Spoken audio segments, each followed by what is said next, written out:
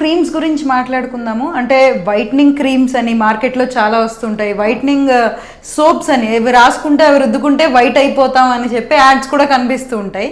So అవన్నీ నిజమేనా? ఒక మాట, సోపు ఎంతసేపు ఉంటుంది బాడీ మీద? Hardly 5 minutes. అవును, 5 minutesలో how can it work?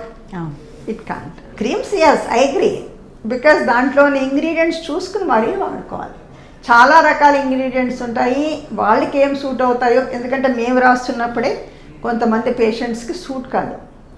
So మళ్ళీ వాళ్ళు వెనక్కి వచ్చి మాకు రెడ్గా ఫేస్ అయిపోతుంది, స్కిన్ రెడ్ అయిపోతుంది అని చెప్పేసి, ఇరిటేషన్ వస్తుంది అని చెప్పి చెప్తారు. సో అందరికీ మేము కూడా వీ కెనాట్ అసెస్ ఏ పేషెంట్కి ఏ క్రీమ్ సూట్ అవుతుంది అన్నది. Even we as a doctor we cannot assess.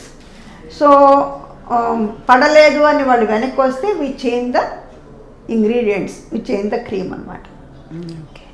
అట్లనే హైలరోనిక్ యాసిడ్, అట్లనే సీరమ్స్, విటమిన్ సి, ఇవన్నీ కూడా అందరికీ అవసరమా? ప్రతి మనిషి బయట ఇప్పుడు మార్కెటింగ్ చేసేటప్పుడు ప్రతి ఒక్కళ్ళు అందరూ పూసుకోండి అని చెప్పి యాడ్స్ చెప్తూ ఉంటారు. ఇవి అందరికీ అవసరమేనా నిజంగానే? వైటమిన్ సి, నికోటినమైడ్, ఇవన్నీ కూడా they are very mild, they can use, anyone can use it.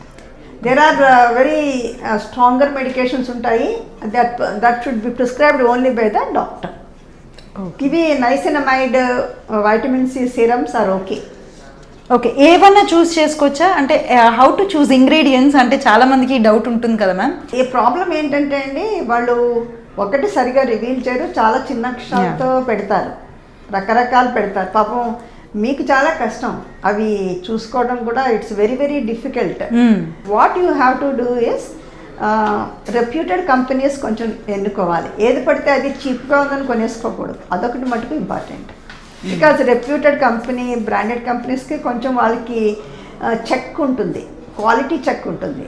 So that's very important.